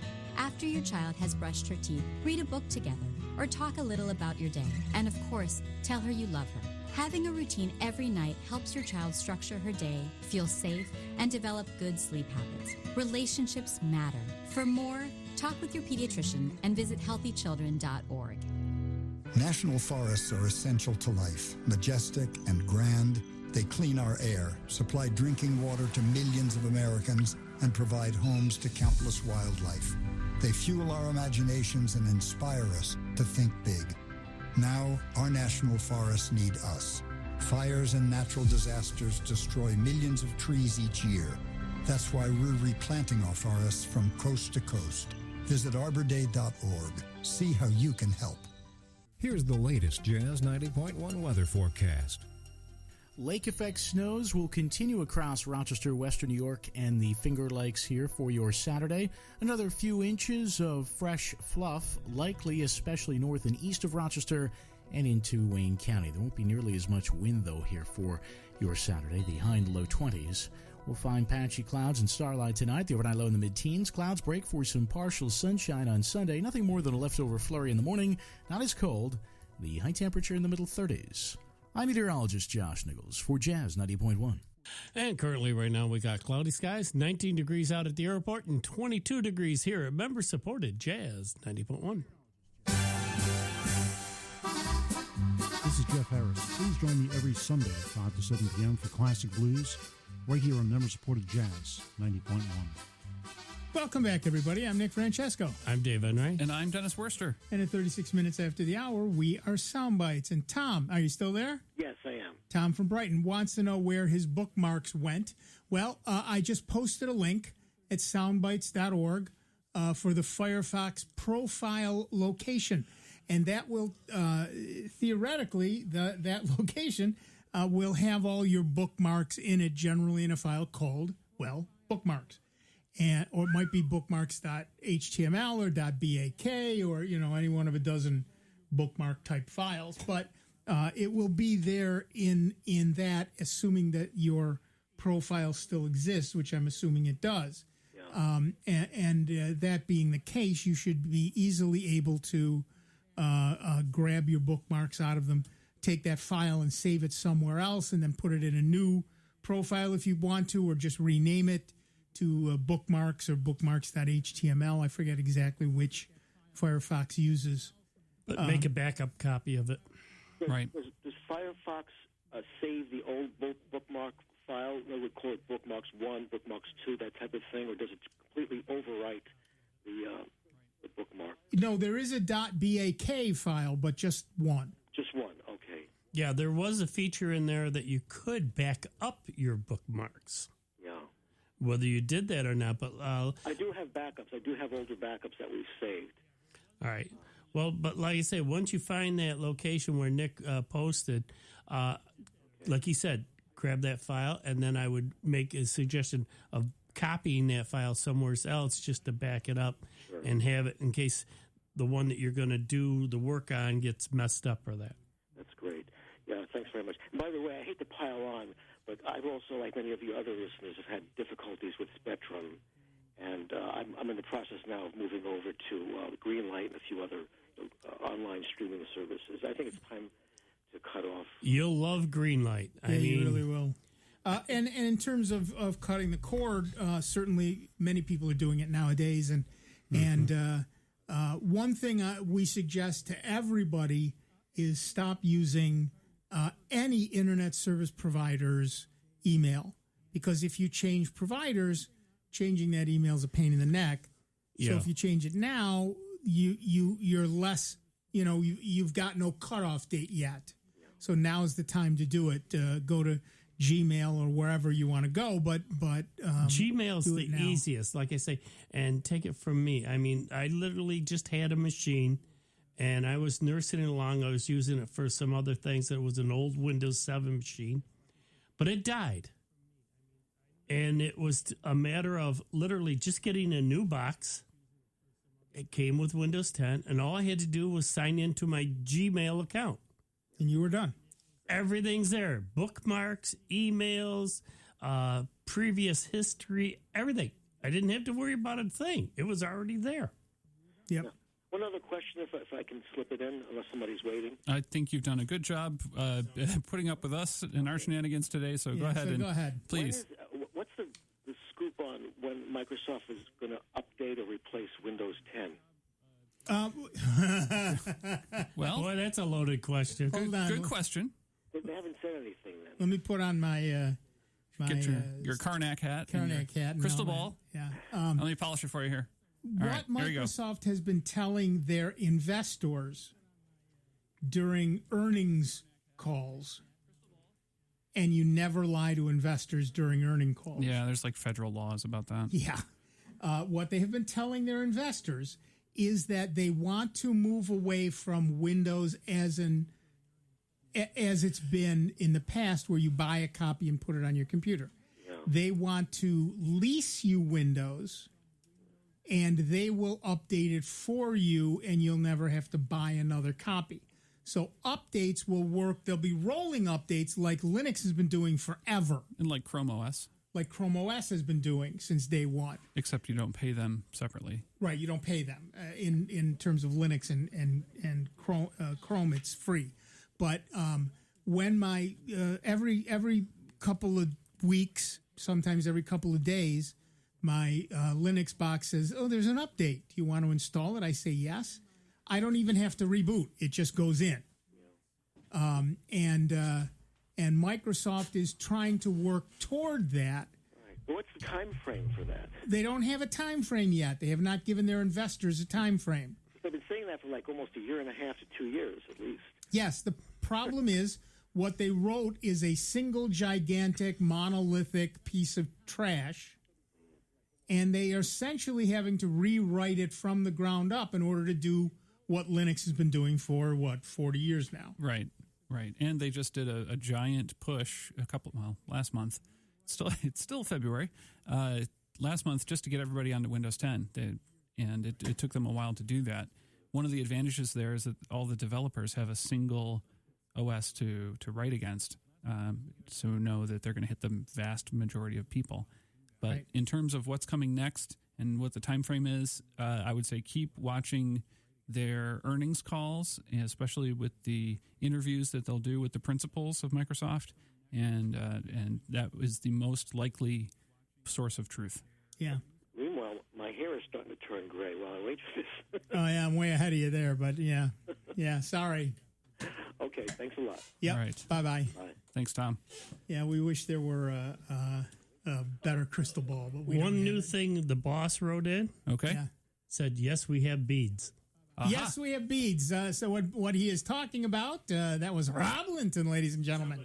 I've heard of him. There is a Mardi Gras party tonight. When? Well, it's tonight at 6 p.m. At the Barnard Restaurant and Party House at 360 Maiden Lane. We've got just enough time to go get our hair done. We have just enough time, and our nails. Right. And our toenails in particular. And get that mani-pedi. Yes. And head out to the party tonight. There are beads. There's a dinner, a New Orleans themed dinner buffet. Very good. Cash bar, costume contest, raffles, live blues. Now wait a minute. Can I still get tickets to this? You can get tickets at the door. Wow. You just walk up to the door, hopefully in costume, Yes. and hopefully you're 21. You 'cause state your otherwise you intention can't for get the in. tickets. 21 or older. State your intention for the tickets. Pay them the money, $35 a person, and in you go. In you go. It's a great night out. It will make you happy. It will make your significant other happy. It would make your insignificant other happy. Right. Anybody you want to bring, just fill a car with them and bring them on down. That's right. Starts at 6 o'clock at the Barnard Restaurant and Party House at 360 Maiden Lane, or of course Google can get you there. Of course. It's going to be, there will be performances by Bill Schmidt and the Blues Masters, as well as Hannah P.K. It's tonight. It's part of of our annual Mardi Gras celebration. Proceeds, of course, benefit this station, which is even better. Right. Than just, not only are you going to a party, but you're helping the station. Get dressed now. Don't wait. Get That's down right. there. It's at 6 o'clock. You got 4 hours and 15 minutes before. Well, you want to get the good parking spot. You want to get the good parking spot. Absolutely. It's going to be an event for the ages. Don't miss it. That's right. We'll see you there. Yes, we will. And in the meantime, while everybody else is getting ready, I'm sorry, Dennis from Rochester, New York. You're the other Dennis. The other Dennis, you're going to be a little late getting your costume on for the party. What's up? I think I've got an answer for that Firefox issue because I ran into a problem with the newest update of Firefox. They completely deleted my profile. Uh-oh. Okay. So after I looked around, I found that I should do a type in the run command, firefox.exe space dash P, capital P. Okay. And that brings up the profile manager. So what you do is you create a new profile, you give it a name. Right. And then you go to where Nick previously said to go look for your profile. You open up that profile folder, you select all, copy the whole profile folder, do a copy on that, then go to the new profile you created and copy the contents of the old profile into the new profile folder that you created, and it got my bookmarks back. Oh, okay. Perfect. All right. So you created a second profile, and then you took the contents of the first one and copied it into the second one. Do I have that right? That's correct. And you use the profile manager, firefox.exe space dash capital P. Got it. Profile manager. Okay. Well, thank you for letting us know. Okay, you're welcome. Bye. All right. Goodbye. Thanks. Nice. You all right there? I have posted. Sorry, it's his first day. It's his first day. I have posted the Firefox profile location and changing Time Warner Cable email password links on the Soundbites webpage. This is it's real-time follow-up here. It's real-time follow-up. I will also then publish a link if it ever shows up. Okay. In the meantime, I don't know what just happened there. How interesting is that? Yeah, we'll get it figured out. Figure it out. All right. In the meantime, we will go to our next caller, who is Ernesto from Parenton, New York. Hi, Ernesto. What's up? Hi. Listen, just a little advice. Okay. What do you think about the virus program, Total AV versus separate programs like Viper, anti-spyware, and malware Bytes? Well, malware Bytes and any of the antivirus programs do two different sets of things. So you should run both anti-malware Bytes and an antivirus program. Total AV, is that the one you were asking about? Total AV? Total AV, yeah. Yeah, it's a good one. At securitytango.com, I list a number of Windows antivirus programs. I don't list that one, but I list a bunch of others. Total AV is a good one. I just didn't have it listed. I don't honestly know why.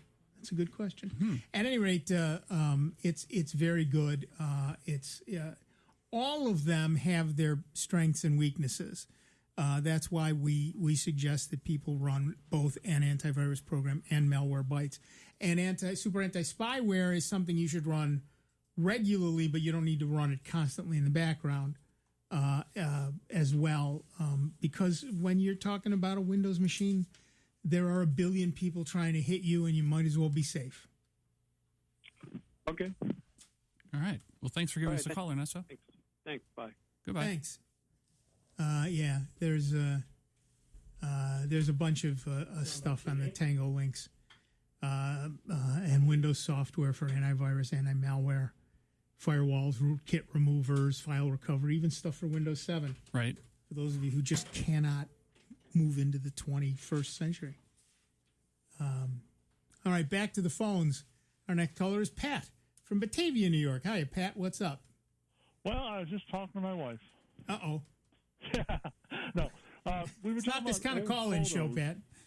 and you know how in the old days with photographs, you'd take pictures of them, and you would never write down who it was, so when it comes time to clear out your parents' house, you go, who's this?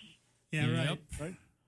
So I got thinking, well, okay, now people are doing all digital photos, and what would be the equivalent to solve that problem with a digital photo?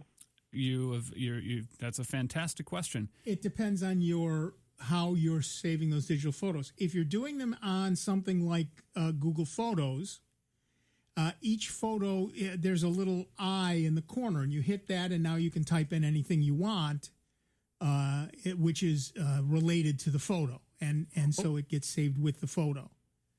Okay, so I have the Google Pixel 3a. Yep. So is that eye that you're talking about, is that when you're taking the picture or after it's already taken? Either one. Oh, okay. Either one. You can annotate. Well, now I'm. All right, he's reaching for the pocket. I'm just going to make sure that I also have a Google Pixel 3a. Yep. I'm going to take a photo of the handsome and charming Dennis Worster. Hello. And ladies. I have done it. Hello, ladies. Now I go look at that picture. Now, how are you going to annotate it? He's investigating just to make sure he's still telling the truth to himself. We're doing this live without a net. Live support. Drum roll. And wheel the timpani in, will you? All right. Okay. I don't have one. Budget cuts. They can do it. There's all kinds of things you can do with this. This is pretty amazing. Crowd goes wild. While he's investigating that, I can tell you if you are an Apple user, Apple's Photos application has had the ability to do face detection for a long time, and it will allow you to identify people in the photo. And once you identify the person once, as you take more and more pictures, it will make an educated guess based on measurements of the person's face, how far apart their eyes are, how big their chin is, a number of other measurements that it takes to guess who might be in this photo. And it will ask you, hey, is this the person that we think it is? Is this Aunt Edna?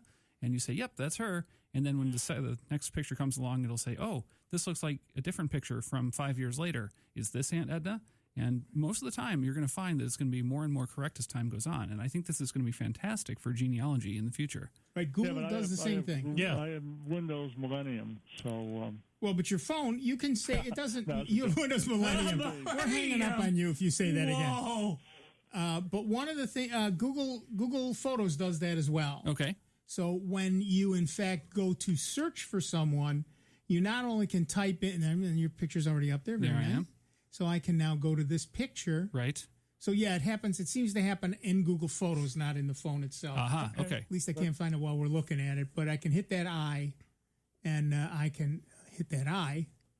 If I actually, I have to. I probably tend to do it more like that than while you're going, because you're moving on to some other pictures you're taking and that. Right. You right. Say, okay, pause here while I make a little cute notation. So, yeah. So I've now saved it as Dennis Worster, and if I, which may be a mistake, but I did it. But now if I go to search for something, one of the things my phone will do is bring up pictures, all the faces it's found. And so if I'm looking for pictures of my daughter, I just click on her face and there they are. Right. Or I can type in Amelia because I have identified her in the photos. And then it will come back with all of the pictures that she happens to be in. Exactly. Or I can type in blue car and get all the blue car photos. Or Christmas now tree. You're just showing off, Nick. Yeah. But that's I did not write Google Photos. I hasten to start with that. But that is Google Photos itself. And if you have a Pixel, you can set your phone to automatically save everything to Google Photos. Yep. And you can save it theoretically, the Pixel 3a, you can save it in full resolution without taking up any space at Google Photos. So I've got, again, 50, 60,000 photos up there and taking almost no space whatsoever. And you can share those photos with people. You can send them to people. You can create an album. You can share the album. So it works out pretty easily and pretty nicely, no matter what your phone is. In fact, Android people do that, and so can iOS people.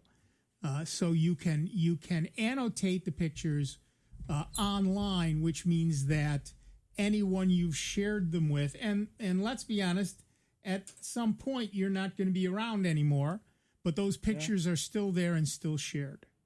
Amen. Well, I'll get off the line in case anybody else wants to jump in with a question in the last couple minutes, but thank you so much for your answer. I listen all the time, but the last few weeks I haven't had any questions, so... Well, that's good. Maybe I'll make it to Thursday meeting, right? That's just coming up. That's coming up this week. The Rochester Googles meeting is this Thursday. St. John Meadows will St. John's in Brighton. In Brighton, and we'll be there. If you've got a question, bring your Chrome device and we'll be all there together. It'll be a lot of fun. Sounds like we made it. Sounds like we made it. Thanks, Pat. We made it to the end. That music tells us we're done for another week. A sigh of relief goes out through the land. I want to thank Dave Enright.